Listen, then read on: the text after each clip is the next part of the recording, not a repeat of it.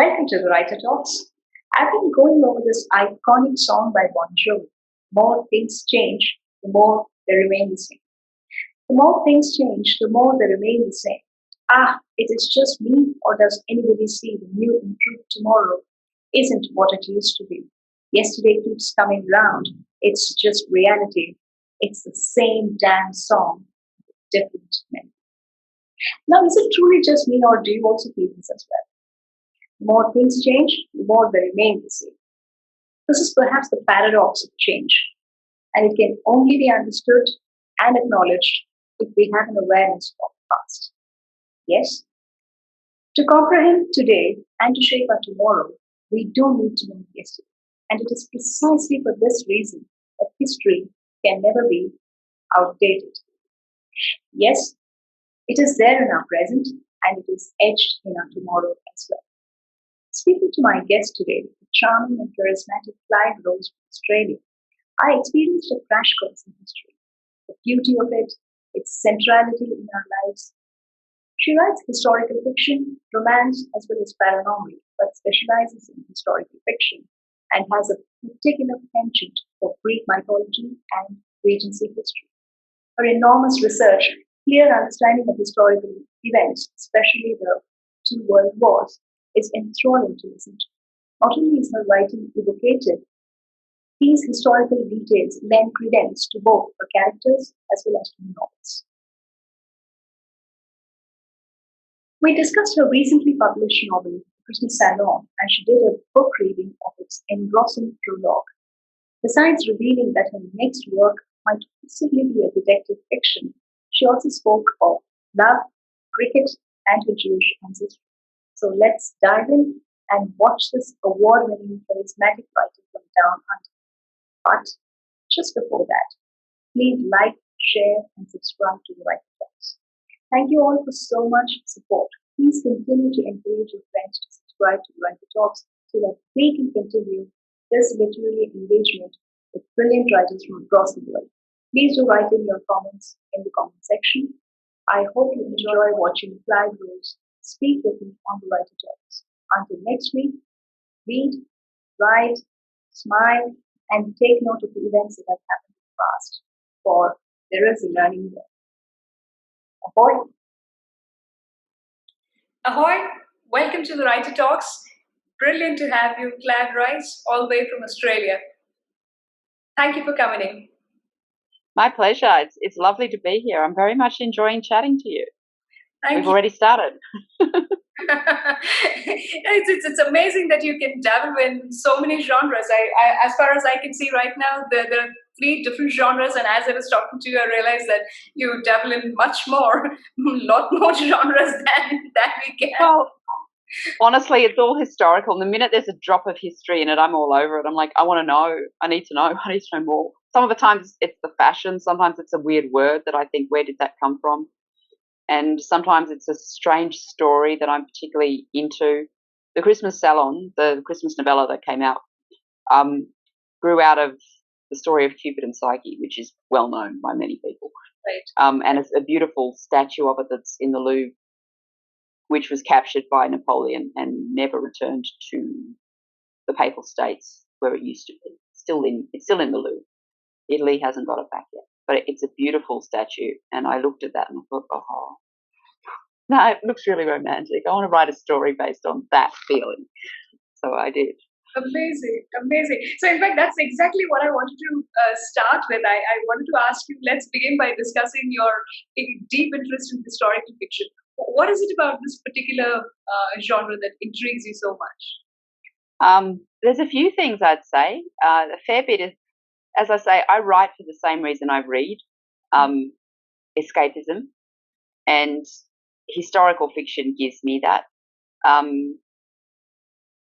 Historical romantic fiction gives me happy endings, which is lovely. I like to look at other times and other places, and I like to learn about. I think history is always a very important way of working out how we got here. It's always frustrating to me when history repeats in the modern age, which there's many examples of all over the place. And you think, don't human beings ever learn? And while I think society and groups and tribes and human beings as nation states learn very slowly, and evolve glacially. I think individual people evolve and change much faster, and I think that's interesting. You're right. Yeah. That's true. And it's very odd, isn't it? So ironical. Individuals do learn, but then collectively it doesn't change. Those same things get repeated. Well, collectively, there's a much bigger power play going on when you're dealing with groups, because there's so much invested in maintaining a status quo. And there's a lot more. The world is where it is because certain things work the way they do. And if you change the way those things work, some things will cease to be functional as we know them. And there's a lot of people invested in keeping things the way they are. But I think we're going to a point now where the people who want to change, there's now so many of them that the institutions that held sway for so long aren't able to control control people the way they used to. And part of that is the fractured way the media operates now. Anyone can be media. I mean, I was looking up information about an actor I was quite interested in, and I'm seeing all these blogs about their next career move. And it's quite clear that these are not based on fact. These are bloggers making stuff up or reading something on someone else's blog and reporting it as fact and saying it's been reported. And like, it's being reported by someone like you who's not actually a reporter and doesn't actually know. But the point is that if enough people want things to change and they band together, there's actually nothing that the large institutions that used to be able to get wind of it and stop it before it got that far can do about it, because they don't control people's communication anymore the way they used to. In the Regency era, for example, you had the newspapers, and that's pretty much it for communication, newspapers and letters. And now you can't blink without something beeping at you with a message or whatever. I remember I actually find being contactable 24/7 to be a massive negative. And I don't know why we love it, why we think it's so cool, but oh my goodness. Especially now that everyone's working from home, and I think they're starting to understand the importance of work-life boundaries. Sure. Because it's not cool that a work thing can come in at 8 p.m. and you're trying to put your kids to bed and your boss wants you to handle it by morning. It's not cool. Right. And they think they can do that because they've been talking to you in your home all day. And, I also think that we got a message last year when I worked from home, but we got a message saying when you're on Zoom, people can see into your home, which is obvious. When you're meeting with clients, you need to make sure what they see is acceptable. I'm like, actually, I don't. While I get their point, it's my home. I shouldn't have to scurry around and clean up my back bookshelf because there's a pandemic that I didn't cause, making this be a work from home. You know what I mean? It's like, it's very intimate seeing into someone's personal space, and I didn't love it. I didn't love that people could see into my thing. And actually, someone tweeted out recently, one of my followers, am I the only one that tries to look what's on the bookshelf behind people when you're having a meeting? I'm like, no, you're not. Because actually, I do that. I was like I'm looking at your books and thinking, what's she reading? What's she got there? But that's like, some people look at the person. I'm looking at the books. Right. Yeah. Oh, yeah, that's true. But it's quite personal. It's quite personal. I mean, what if you had a bunch of comic books and, Absolutely. True. It's a very much a personal space thing. And because everyone's zooming into everyone else's lives at the moment, it's like, I'm not sure I'm comfortable with everybody seeing everything in my world. That's true. Exactly. You're right. And very, very true that people have lost that logging in and logging out time. I think with the physical work that was possible, and now any time is work time. And it's shocking to me that people can send in mails at 10 in the night, 12 in the night. I'm wondering, don't you have anything else to do in life? Yes, I think that. I think, listen, if you send me an email past about 5:36, Don't expect an and then they ring up going, "Did you get my message?" I'm like, right. I logged off. It's 7 p.m. I don't think you are getting the message. Right. This is my time, you know.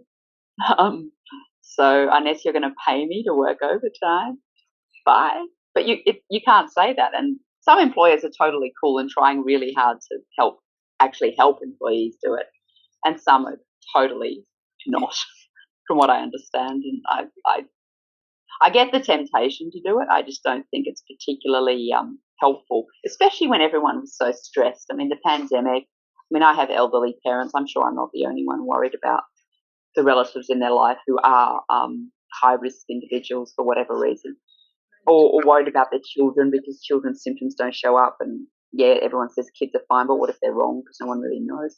You know, there was a whole period where every time my kid coughed, I nearly had a heart attack. You know, and she's asthmatic, so I was like quite scared at one point. Right. So it's like, well, that's an underlying condition, a lung issue, you know, and the information was so scarce in the beginning.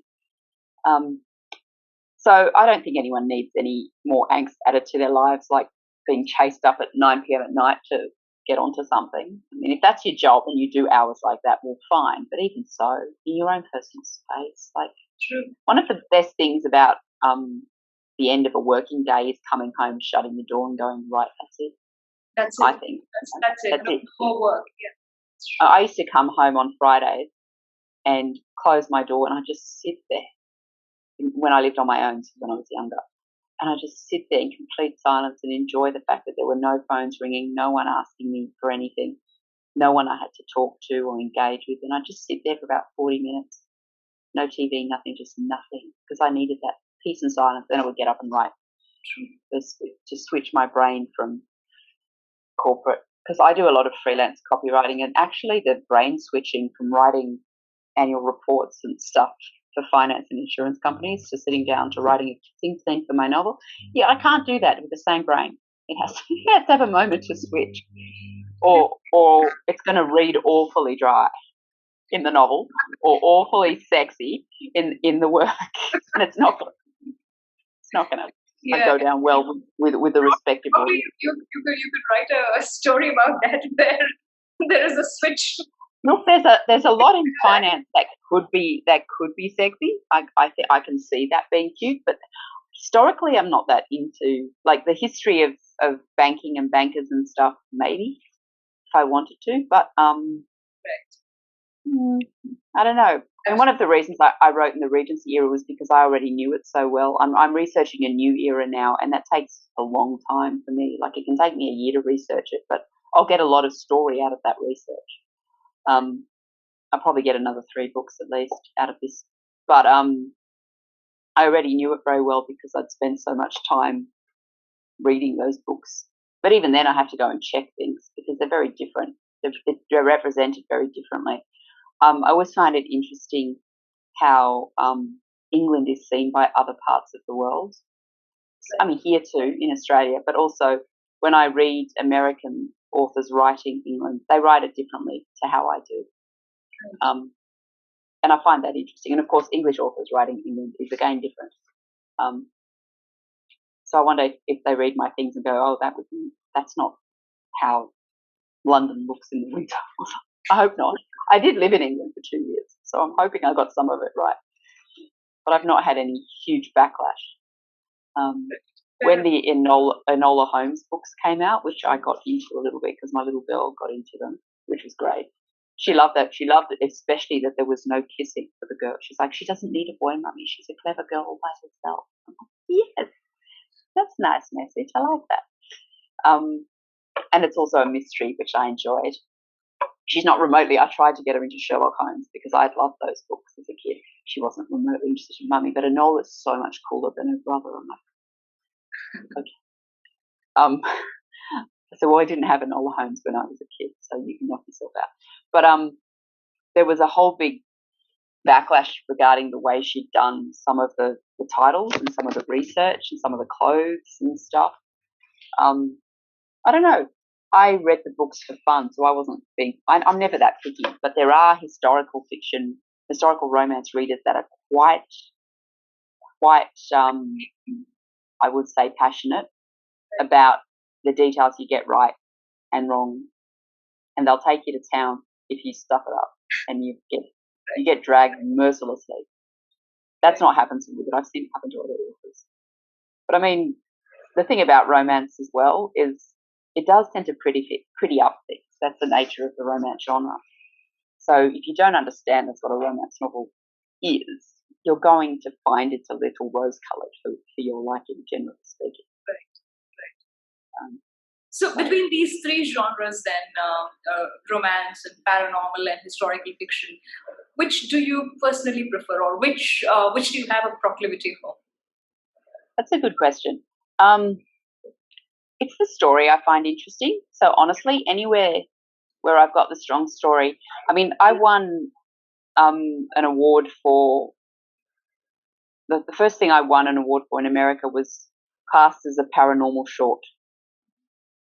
I actually considered it to be historical because it was set during the Spanish conquest of a Southern American country, and it was the witches of the country raising a cone of power and a goddess from sleep to repel the invaders. And they used a sex magic ritual to do it, which is why it won the award it did. It won erotic paranormal. And I'm like, I was shocked. I had no idea. I didn't consider it to be erotic at all. Sexy, yes. Erotic, no.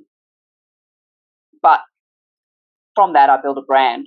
And someone said, shouldn't you write some books if you're going to be an author? I thought, oh, that's a good idea.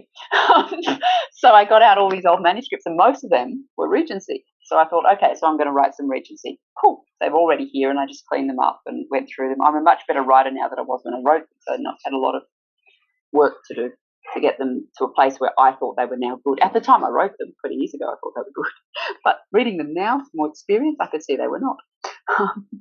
So, and then the Poseidon thing I did for fun because I've always been interested in that. But it's always been historically based. I mean, like I said, I don't know if people consider the Greek gods to be historical or not. I did meet someone recently who said Poseidon's just a rip-off of Aquaman, which I thought was hilarious, and I did not correct him. But I was very, very tempted. You talk about historical people going a bit, getting a bit anal about it. I thought, well, there's an argument I'm not even going to get into, but you're wrong. Poseidon predates Aquaman by 7,000 years. But I mean, he had his predecessors too, I imagine. I mean, he wasn't the only god of the sea, and there were others. And I did that because I wanted to see what it was like to collaborate with a bunch of other authors, and it was good. But then the project got very big and unwieldy, and I'm collaborating with some other Australian authors on 2 Regency anthologies this year, and that feels much more manageable for me. It's only one story for each one. And then it's the Poseidon stories that I got the rights to. I kept the rights that are going to become a graphic novel. But again, it's all historical, really. I do like the paranormal stuff. The thing is that I guess it's a laziness thing for me. World building is hard work. If you think, I recently, because it's on Netflix at the moment, I recently watched The Fellowship of the Ring when I was taking a break from editing. Tolkien was a wonderful world builder. I don't love the way he told stories. I think Peter Jackson is a better storyteller, and that's why the movies move the way they do. The books do not have that kind of pace. But the amount of work to invent your own language, it's not easy. So while I have ideas around that, I feel like I'm not in a place where I can spend a year creating a nation or civilization or anything like that just yet. But I'll see, because you never know. And if you go into deep history, like if you go into ancient Greek history and you're writing something set during the Trojan War, for example, something I have considered, you're going to get both. You're going to get your mythology and you're going to get your history, because it was such a big part of their world. Right. They just took it for granted that the gods were around. So it's no big deal. Like when you watch things like Wrath of the Titans, it's a very old film now, but it's still great. And I watched something with, I think it was Luke Evans. No, it was an Australian actor, and he played Theseus or something.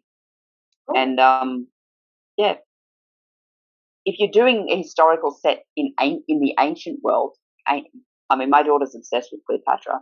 She wants me to write something Cleopatra-esque. I'm not going to, but it's a nice idea. You're going to write mythology into it because that was the religion that was around. And whether you write it as this is their belief system, or you write it as integrated characters in the story, which you could. Homer did, but then he believed it too. That's the choice you make. So which one do I lean towards most? I think the one that the one where the characters speak loudest to me. Okay. The ancient world one I'm working on has been literally blowing around in my head for 20 years, and I've been doing bits and pieces of research and filing them away as I go, and it's about ready. But it's taken me that long to get a proper handle on, because some of the historical characters were real people. And they have real stories, and those real stories I want told, like this is what actually happened. The same way if you're writing about Henry VIII, you can make it sound as beautiful as you want, but the fact is the man had 6 wives, and you have to kind of write that story if you're going to tell that story. You can't make it sound any less brutal than that, really. So when I'm writing about real historical, if I was writing Napoleon and Josephine, again, I could write it as a romance, but there's no getting away from the fact that there's some brutal passages in that story that need to be told. They don't necessarily need to be foregrounded, but they were there. And there was some terrible battles, things were won, things were lost, there was imprisonment, there was all sorts of things going on. But, she did get to be an empress, so there you go. Well done. So, when you're writing real people, I feel like you have to stick to the story to a point. Right. To give their lives the authentic respect and representation that truly occurred. Although you don't necessarily have to write it the way it's always been written. I recently did a little thing with a friend on Coco Chanel, and I don't know if many people know this, but she was beautiful clothes. She was not necessarily a lovely, she was a collaborator during World War II. I did not know this. And I have a Jewish background, and I've got to say, I was shocked. I'm like, how is this not widely known? And I wanted to put it in, and my friend was like, we don't need to do that. I'm like, yeah, well, I do, because you're going to be authentic. You need to be authentic about everything, And yes, she did design beautiful clothes, and I'm happy to put that in, and happy to put that she was a gutsy businesswoman who got where she was through determination and all that. But this is relevant too. So we put it all in. But I could base a character on her fairly easily. That's why I did it. There's 2 in the Christmas Salon. There's a older lady artist who's training the heroine, who's a good portraitist. I don't know how to say it. I only know how to spell it. And she's based on an amalgamation of 2 female painters that worked in France at the time. One girl was so talented and painted so well that by the age of 15 she had more commissions and was making more money than some of the male artists.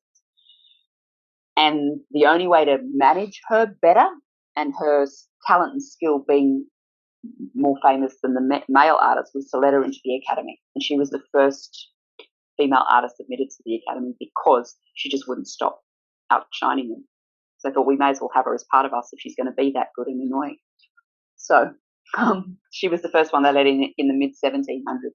And the second one, she was Marie Antoinette's favourite portraitist, and she had to flee the country during the Revolution because her patron had obviously lost her head.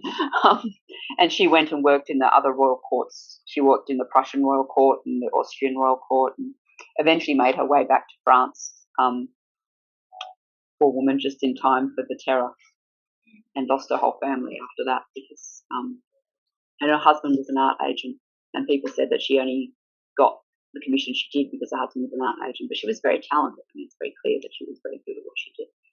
And the character I created was an older woman, post losing her family, who's mentoring this young female artist who disguises herself as a man. She's based on both of those characters. And so she's very wise and very wise and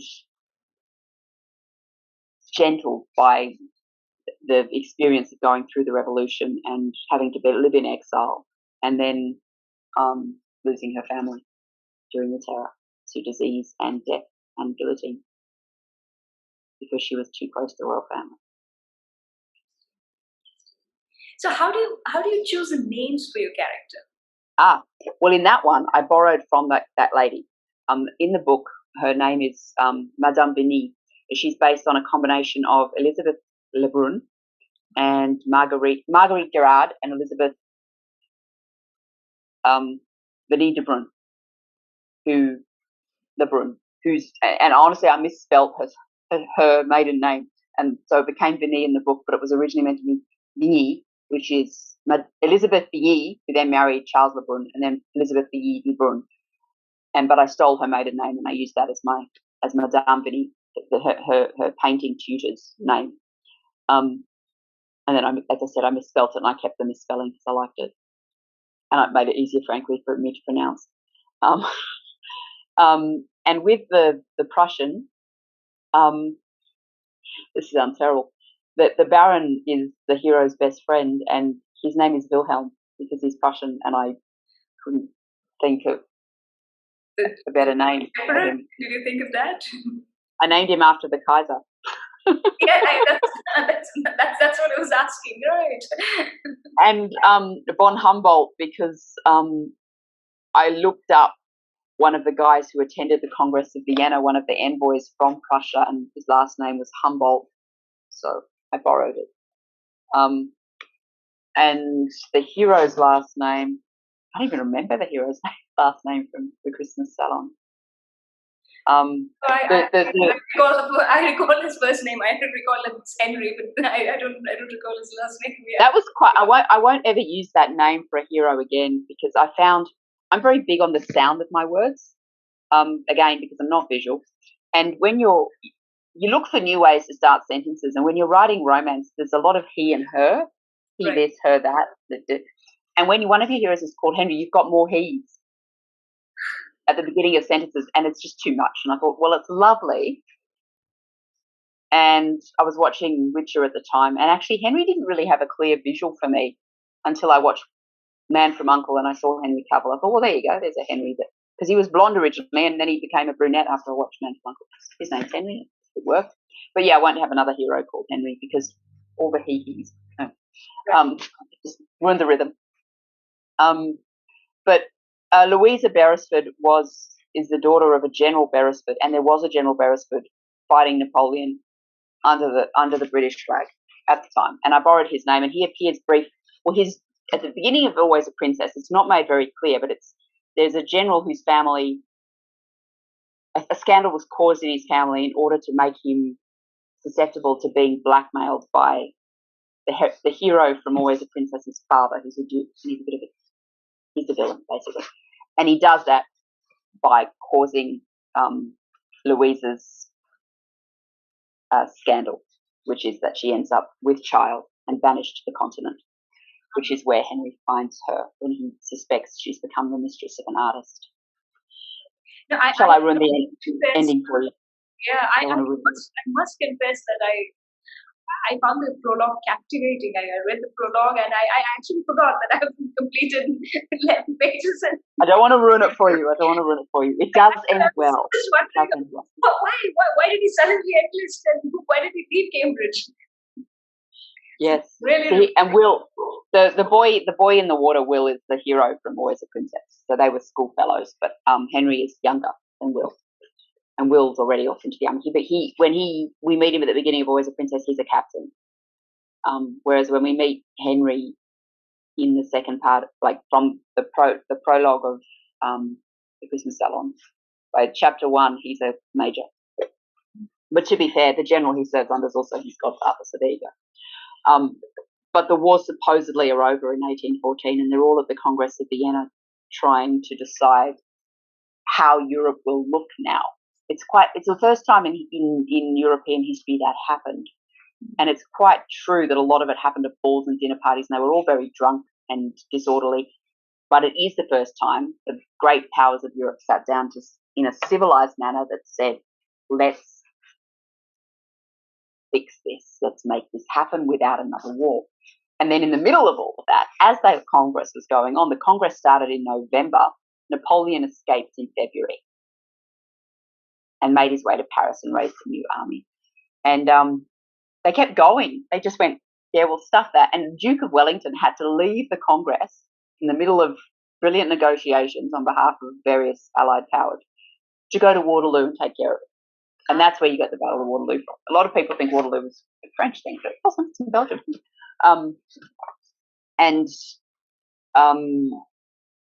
But the whole time he was, Wellington was outmaneuvering Napoleon at Waterloo, the politicians were still in Vienna fixing Europe according to you can have this and you can have that, all the while it was changing because the battle was going on. And basically they said Wellington, they said, you just have to win this because we're so close to sorting this out. We can't have it go wrong now.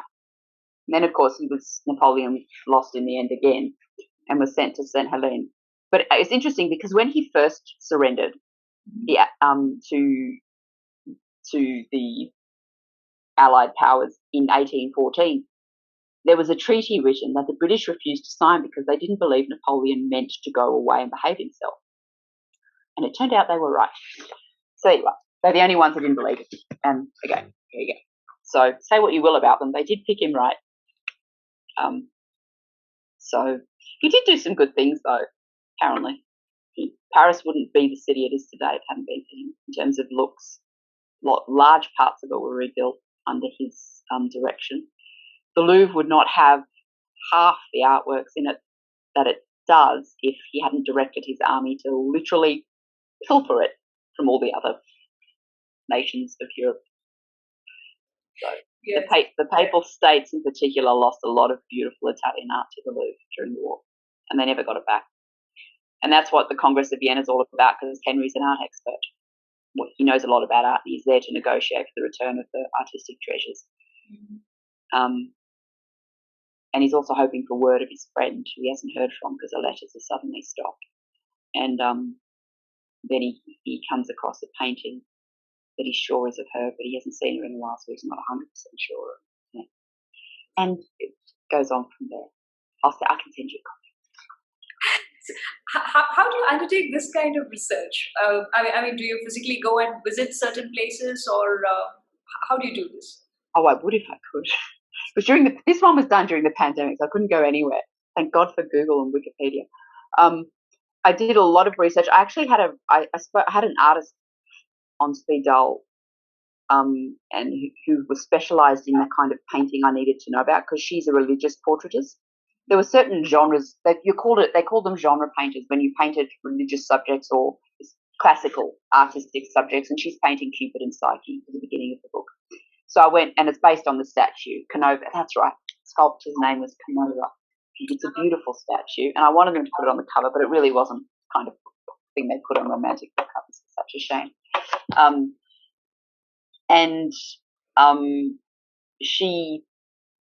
So I did a lot of research into how they would make the paints. And it turned out they used things like, to get the gold light that you see in a lot of paintings from that era, you used actual gold in your paint, which is why I reckon a lot of artists were starving. Not so much that they couldn't afford food, but they spent that money on gold flakes and lapis lazuli flecks. They actually put, it wasn't just glitter, it was actual gems or flecks of gems, which must have cost a mint. And they'd buy food for a still life, and they'd rather paint it than eat it. Of course they were starving. And you could live at the Louvre, I found out, which was fascinating, and she does. She lives at the Louvre with her art tutor and her baby.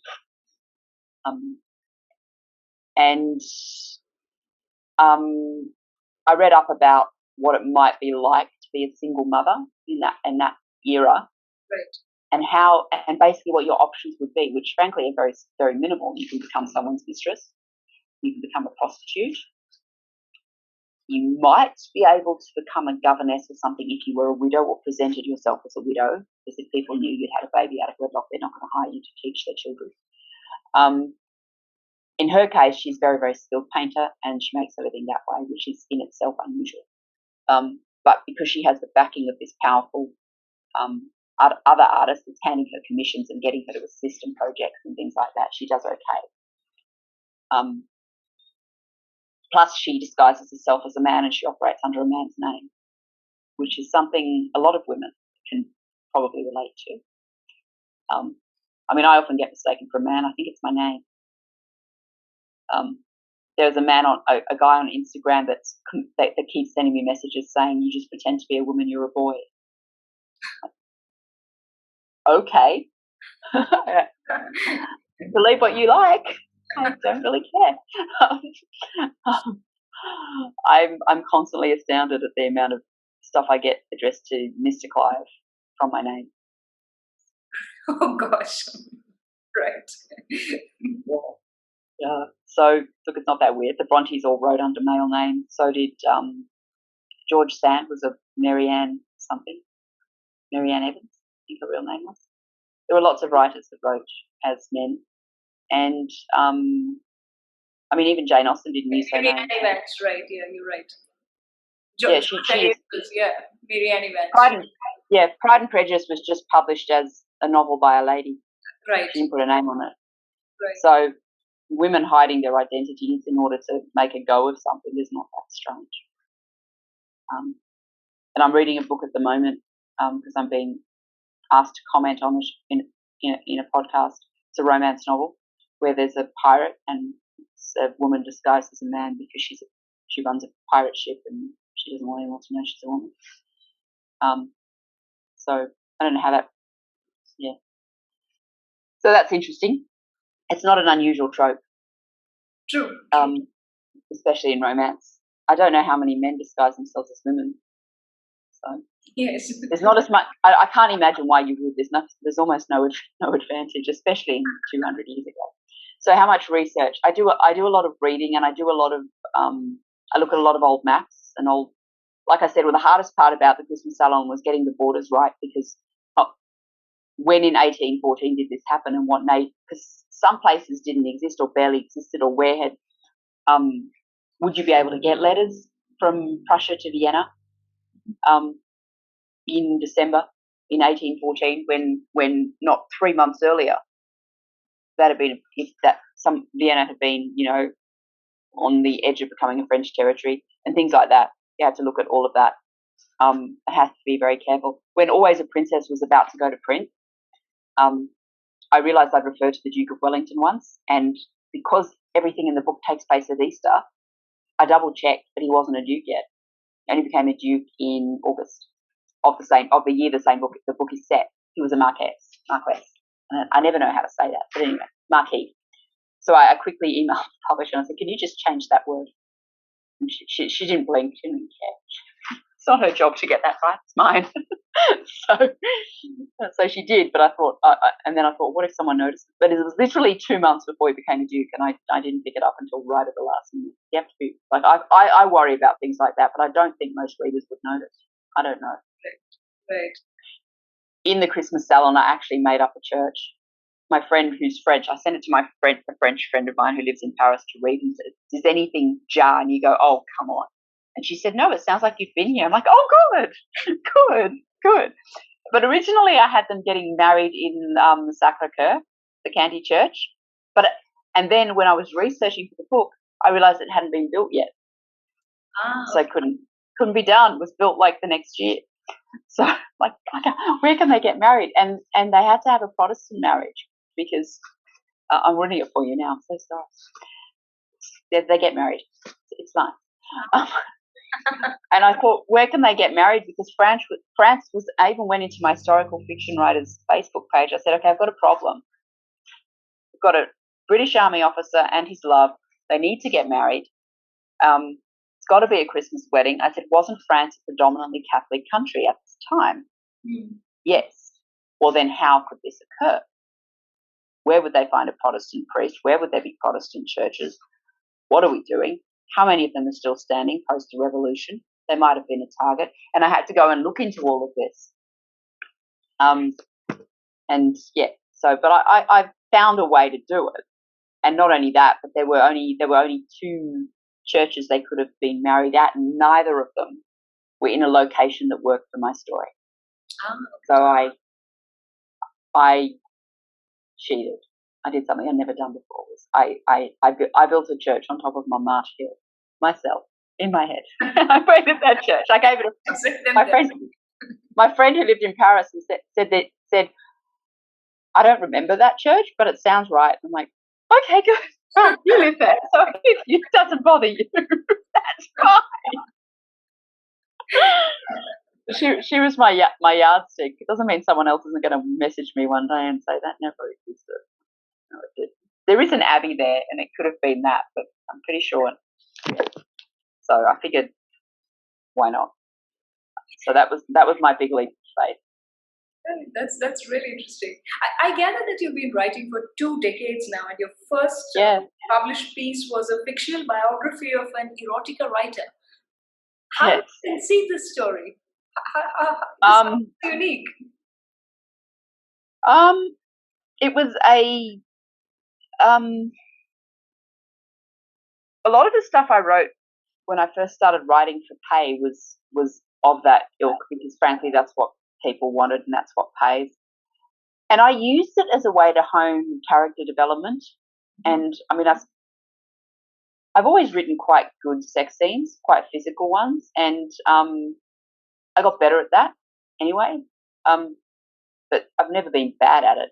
But I wanted to get better at other parts of that, like to build the character, to build the emotional connection between them and all of that. And I used those jobs to do that. But a lot of those jobs were just jobs for money. And they, you know, even today, if I want to go back and write that stuff, I could, and I get paid way more than I would for writing historical fiction. But I prefer to create real characters than just to create what my mother calls word porn, which is completely different to what I call word porn. And also, I mean, I will say this about erotica. Just because it's erotic doesn't mean it's bad writing. A lot of erotica authors are wonderful writers. And that's, I mean, you can build a character. I'm very careful about when I write a sex scene. There are some characters, for example, where I place the male during sex. Some characters are, if he's very commanding in life, he may well be submissive in the bedroom. It's quite common. And I've done some research about this. I actually went and talked to sex workers about this. So someone like the Duke is probably on the bottom during sex. Also probably because he's a lazy fat man. But there you are. And I wrote him that way on purpose. But someone who might be unsure of themselves in one area of their life might be particularly sure of themselves in the bedroom. And if the couple is particularly equally matched, they might alternate positions during sex, because I don't like it. People like it when people say it's about power, but sometimes it is, especially if it's early in the relationship. There's always a tension going on between who's running this. But if they're a proper love match, which in a romance novel they ought to be, then that needs to, I like that to balance out eventually. That said, there are subgenres of romance, dark romance in particular, where it's very clearly about power. And the power is part of the eroticism and the sexiness for some people. It is not my area of interest or expertise that I write, but, 50 Shades sort of tried to do that. I'm not a fan, but okay. It's definitely, some people loved it, so more power to them. So, when did you start writing? How did you get into writing? Well, the very first thing I remember writing was the poem that got published in a local newsletter when I was 8 years old. My dad sent it to them without telling me. I had no idea. And then suddenly everyone was reading my poem. It was meant to be Byronic at the age of 8. Yes, exactly. And I read a lot. I still do. And if I didn't like the ending, I would write my own. I read quite a few books, but I didn't like the way that. I remember reading a lovely story where this little girl died at the end. I'm like, I don't like that, so I wrote a new ending. And sometimes I wrote a new ending and I kept writing, and then it would become almost a novel of its own, or a sequel. So I started doing that. I remember also writing things like The Diary of Bilbo Baggins after reading The Hobbit, just sitting down and writing, because in the book he writes things as well. So I would think, what would he write? I wonder if he kept a diary when it went away with the dwarves. I wonder what that was like. And I would start writing. Like I think I wrote about 20 entries for Bilbo,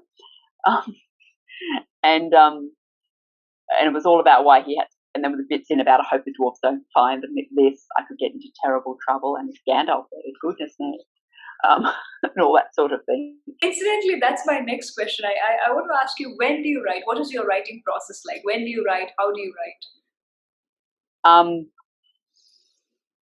This is changing as I'm getting more contracts and stuff to do. But I write all the time, unless I'm doing other writing, like work around my writing, which frankly I don't love. I mean, I have a marketing background. I have no problem marketing, but when I'm in the middle of a piece of work, I have to put that down and write my blog. It's actually a massive pain in the bum for me because I'm in my world, I'm in my zone. I like to stay in my zone. Even my kid knows she comes in the room, takes one look at my face and leaves. Mummy's in her writing cave, don't disturb. She knows where all the food is, she's good. And I honestly think when I'm in that place, writing, when do I write? I write often very late at night, and I can do that for 2 or 3 nights in a row, and then I'm stuffed. And now that I don't really have a day job anymore, I write. I sit down at my desk between 9 and 10 in the morning, and I do the school run at about 2, and then I sit back down at 8, and I go until as late as I can, midnight 1. Sometimes if I've got a big day coming up, I'll try to cut it off early. But if I'm in a good place and I'm getting somewhere, then honestly, when you're in the zone sort of thing, I know this sounds terrible, everyone says this, you can go all night, but only if you're in your rhythm. If you're forcing it, like I can't edit at night. I hate it when I have to read it back and I sit there and my head. Honestly, sometimes I think when I'm editing and proofing, I'm just moving the same comma round into 50 different places with every different draft. Right. I'm like, there. And honestly, I feel like that's all I'm doing. And I know other authors that read their books out loud, and I'm sure that helps. But I read it, and I'm just like, I read it a different way each time, so I'm never sure. Apparently, you can get your computer to read it to you now, so I'm actually looking into that because that might be really helpful. How has your publishing experience been? How easy or difficult was it to publish your books? The hardest part was getting up the guts to pitch myself. Mm-hmm. And I went to the Romance Writers of Australia convention in 2019, and I pitched Always a Princess live. It wasn't called that then.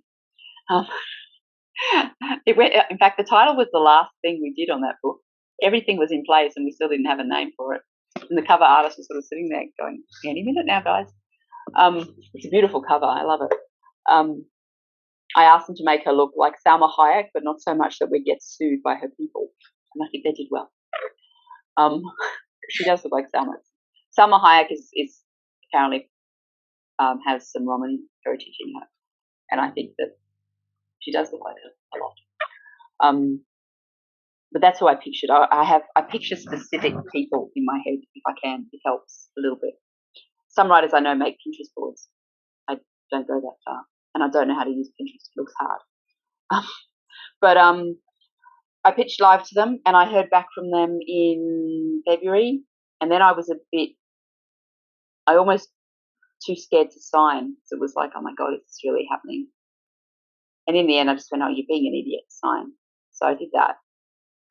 This year, I'm hoping to do 2 more books with them, but I'm going to try doing the non-romance one, which will probably be next year. I'm going to try doing that one in a different way. I don't know if it'll be me publishing it or try another publisher, but because it's not a romance, I'm not sure they're going to want it. But I'll ask them. But everything I write connected to Clifton Hall and Always a Princess, which Christmas Salon is, everything I write in that world is with this publisher now, and they want everything to do with it. So we'll see. And I've got at least 2 more characters to put whose stories need to be told, because there's the sequel to Always a Princess The Duke has 3 children. Right. The hero from Always a Princess, his older brother and his younger sister. Sorry? This is from the trilogy you're talking about, isn't it? Yes. Yes, Always a Princess is the first one where the middle child, the second son, gets his happy ending. And the other 2 characters in that family are the older brother, who's the heir and destined to be the new Duke when the father pops his clogs, and the little sister, who's based a lot on My Little Girl, even though the girl in the story is older. And there's even a dog who's based on my dog in that story. And book 2 is the girl's story, the daughter's story. It's set 8 years after. And then book 3 is the heir and what happens to him. So it's interesting. I hope people like it. But I've actually had requests for the sequel. People have gone, we want the Romany Prince to have his own story.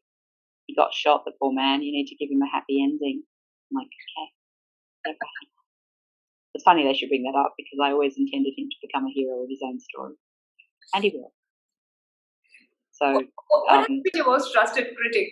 Oh, yes, my mentor who writes paranormal young adult romance. And every time she goes through my stuff, she's really honest, really brutal, and really helpful. And if I'm stuck on something, like if I know she said this needs to be fixed and I can't see a way, we'll just talk at each other till it becomes clear. And sometimes you do need a sounding board for that. The dog is only so much use as a writing buddy. So yeah, she's my most trusted critic. And I have a friend who is helpful as well, who is in a lot of reenactment groups. So in Always a Princess, there's a duel, for example, and I contacted her to say, okay, we're talking about a lead ball that you'd make yourself, because that's what they did back then.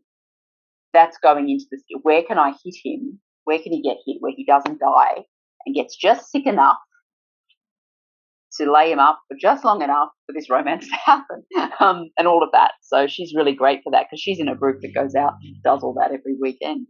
She also does a lot of archery and she dyes her own period clothing, so she's quite helpful for me knowing which plants are good for what. And that's where I found out that lichen is used to dye fabric well, it was good enough for the Vikings. I borrowed it, stuck it in Lancashire. They weren't nice. But yeah, so I talk to reenactment groups and I send them scenes rather than the whole book, and I say, there she is dyeing some cloth, how's that look to you? And they might come back and say, that wouldn't happen, or there'd be a horrible smell, you should mention the smell. I'm like, okay, cool. And so they're helpful for the practical stuff, but for the actual writing and the romantic arc, definitely my writing mentor. Right. Now, could I request you to do a book reading, please, of your favorite section, maybe from the Christmas Salon? Oh, okay, sure. Yes. Summer 1810, Grantchester Meadows, Cambridge. Get to it, Musgrave. The ham-fisted shove might have sent Henry into the cam. I'll not, Clifton, if it's all the same to you. Henry shook the senior fellow off, content to cool his bare feet in the shallows. A rustle nearby distracted him, but he was soon fending off the splashing antics of his university cohorts. He hovered close to the riverbank, reaching into his fob pocket more than once. Relax, his friend shouted again. The bells will tell us when we're missed. Very well, he called back, ducking to protect his book from getting soaked. It was a fine day for larking about on the cam. My godfather and his daughter are coming down today, he added. Will Clifton surfaced nearby, hearing only the second part of his speech.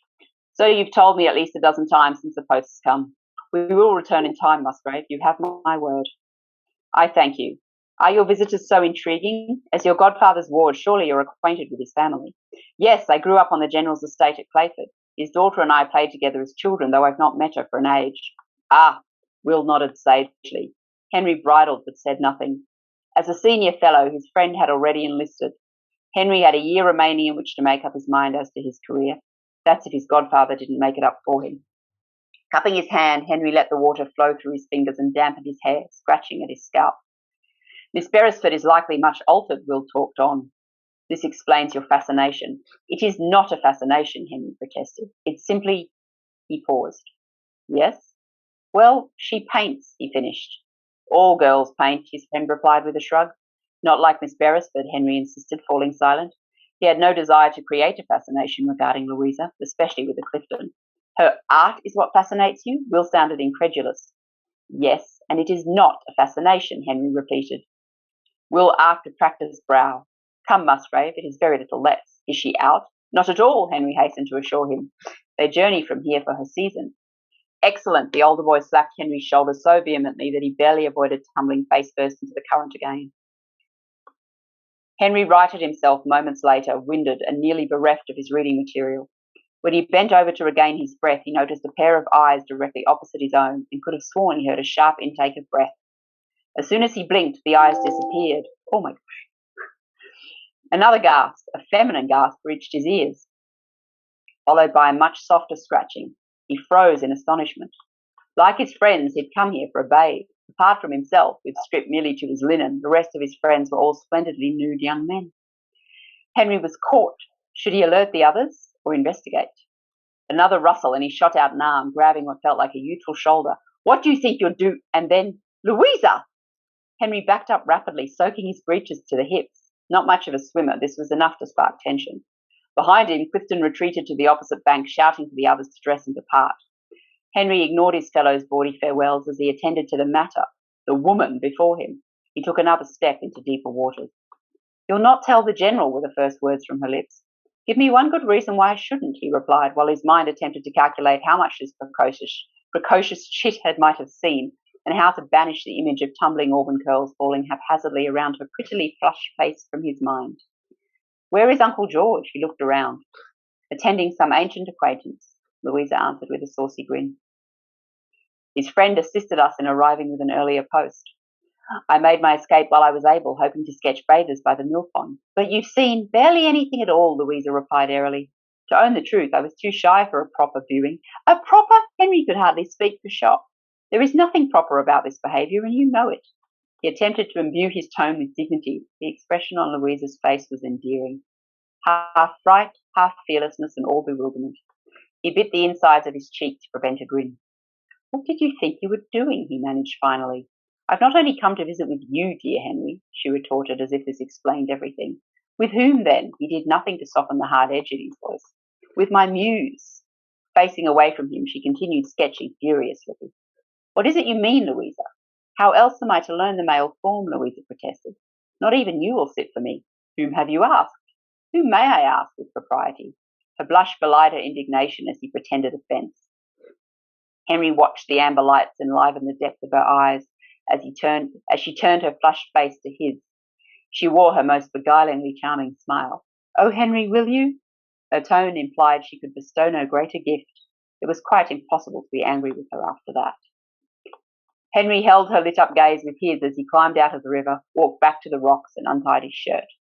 She was already studying light and shape, seemingly immune to all other sensations, which makes one of us. The distance between them was decent.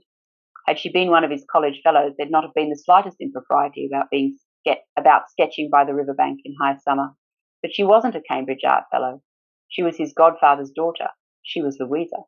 Her darting looks to and fro were art, not coquetry. Henry's disappointment shocked him. Seated as she was, he could not estimate her height, but she'd grown prettier and filled out a good deal in his absence from Clayford. His eyes took in her softly rounded shape. She was generously breasted, the gentle slope of her shoulders leading to her elegant neck and those auburn curls he remembered. It wasn't easy remaining still and poised with nothing to look upon but this pretty woman. Pretty? No. Louisa is beautiful. I've not seen you so still before, he teased, daring to smile. I'll thank you not to distract me, Henry, if you can manage it, a tone gentle. It's too good of you to allow me this chance, considering that hiding in the cupboard of your life-drawing class will see me branded a hoyden. Henry swiveled his head in shock, eliciting a groan of frustration from his artist. Would you truly do such a thing, simply to gaze upon a man? Would I not? For art's sake, I'll do what I must. She shrugged, letting out a deep sigh.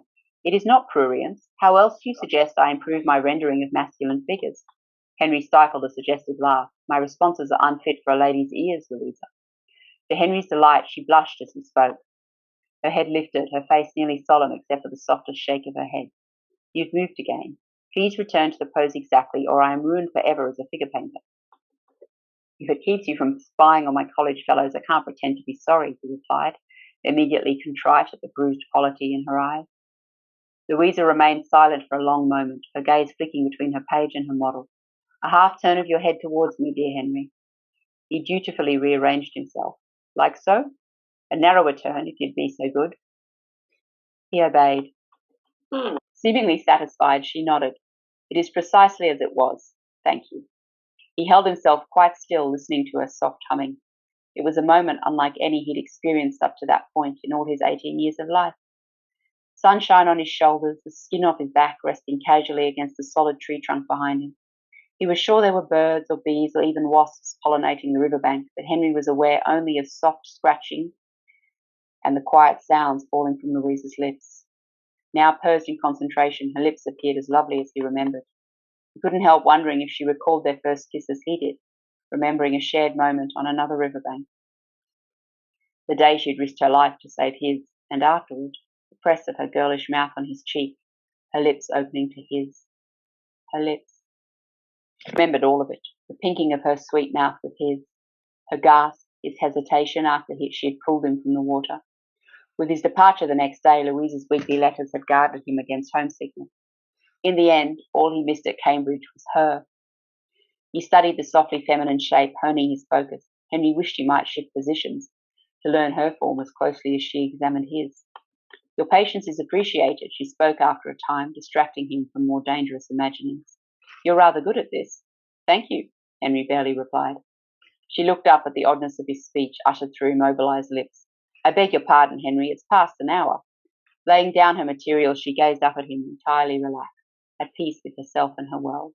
Must you return to your college?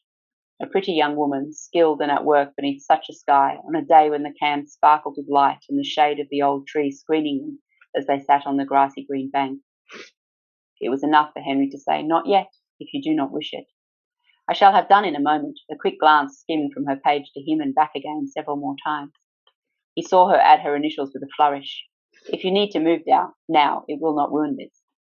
Move he duly did, redressing his torso until he was far more formal and far less comfortable, especially in his wet-through breeches.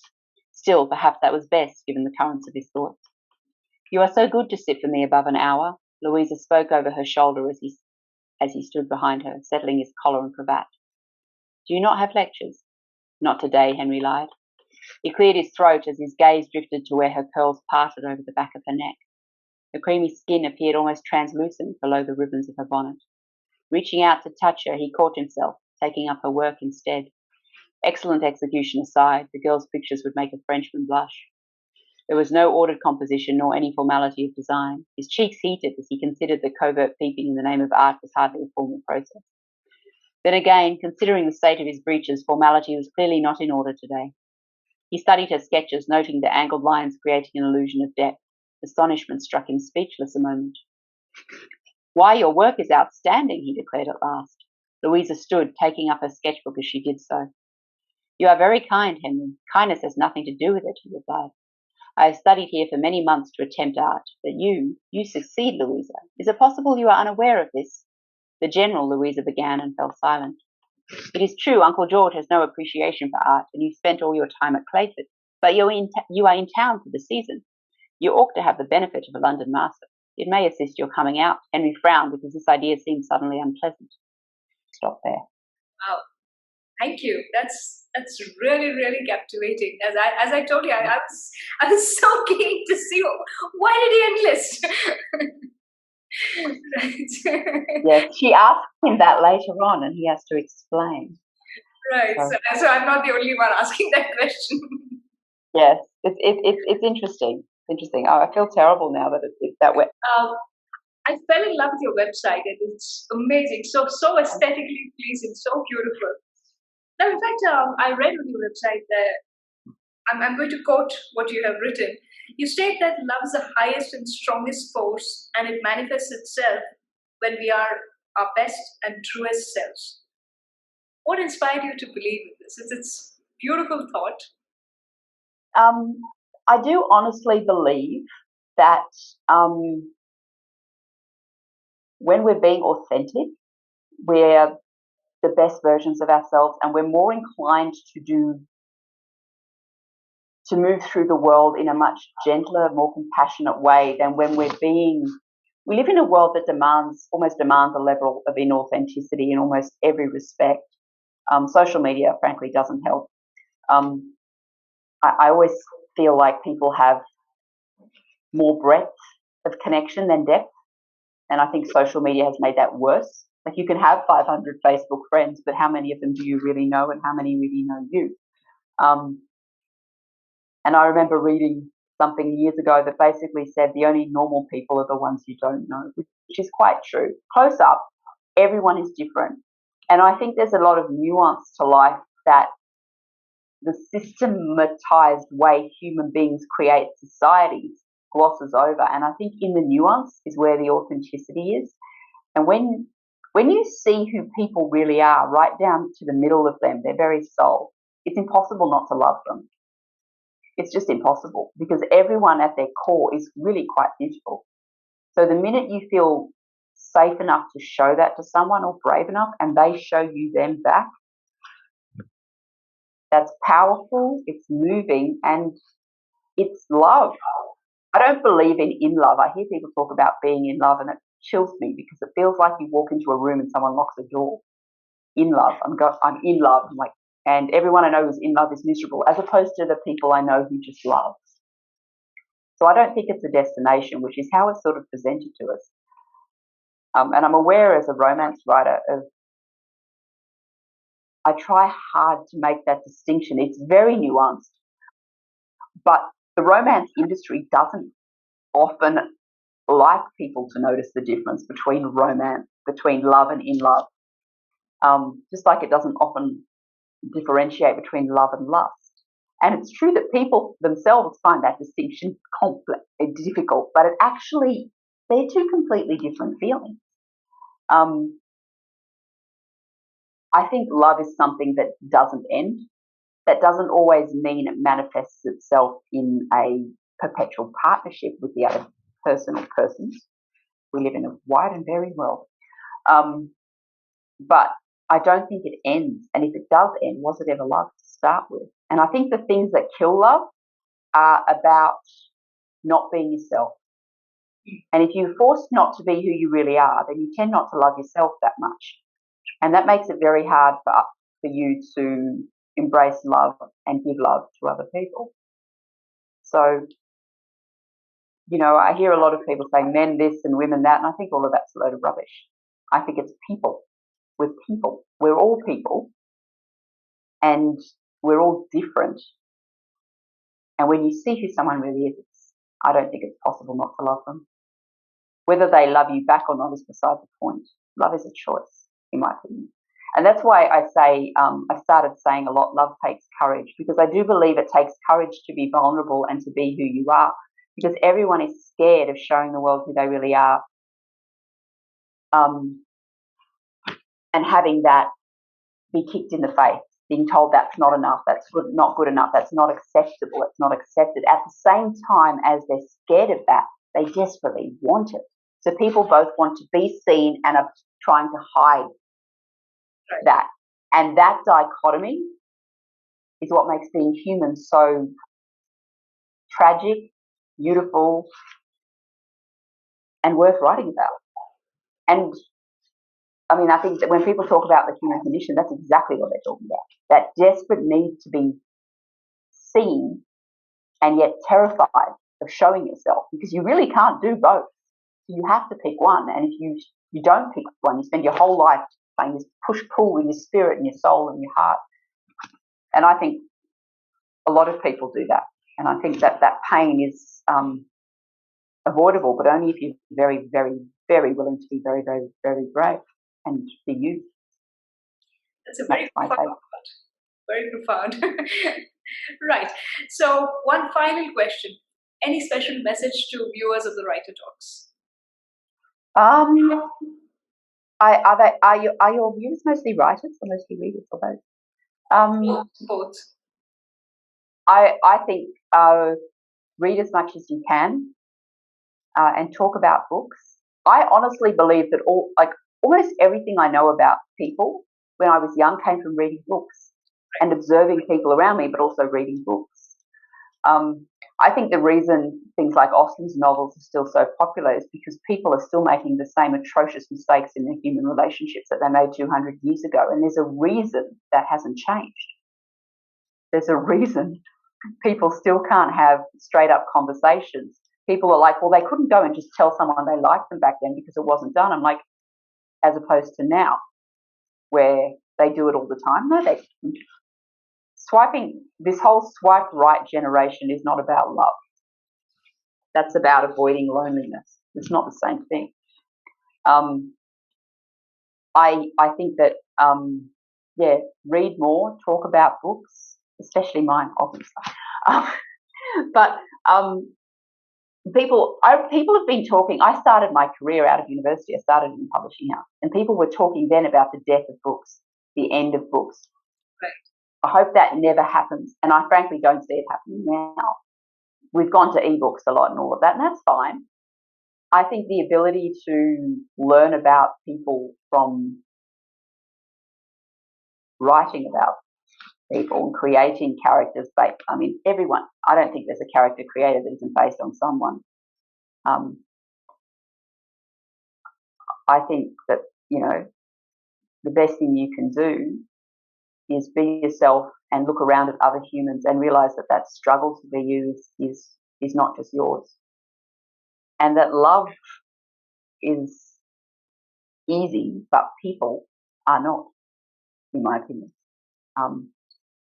Like, I find it really easy to love people, but to actually understand them and deal with them, I can love them, but to do the hard stuff of actually relating to them, even though I love them, that's still the hardest part. But if you love people in your life, then you will do that hard work. Fair enough. Thank you for that. Being from Australia, are you fond of cricket? A little. One of the when I worked in publishing, as I said, I was an editor. One of the lists I edited was the cricketing list. There was a wonderful author we had. He lived here, but he used to write for Wisdoms, which I think is still around in India, and it was a wonderful publication. Yes. I will say this about cricket: the Ashes belong here. I know it's not relevant to India, but I just feel the need to state that every time cricket comes up. And I used to ghostwrite for Australian athletes or sports stars, and a lot of them were cricketers. So I got quite used to it. Some of them are quite famous. And cricket and AFL, but some cricket. Two of them have been captains of the Australian team, baggy greens. And a little bit. I enjoy it. And I used to play women's cricket. I have to be honest, I was never very good. So I didn't keep up with it, because as you get older, you sort of stick to what you can do well. I run and swim and that's it. But so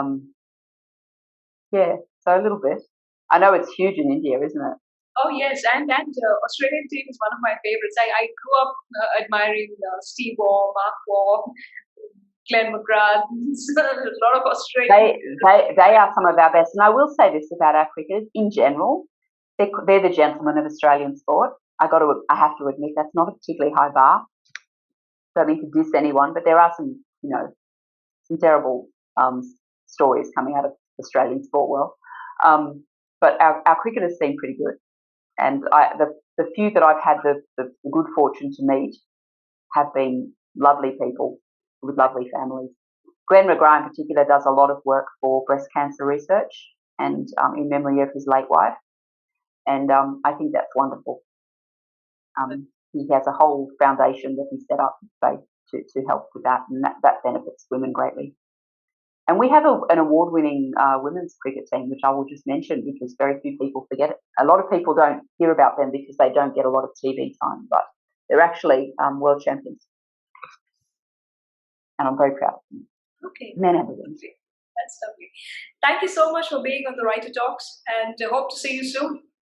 All the best for you. I enjoyed it very much. Thank you very much. I'm sorry about the technical glitch. No problem. Thank you. Ahoy.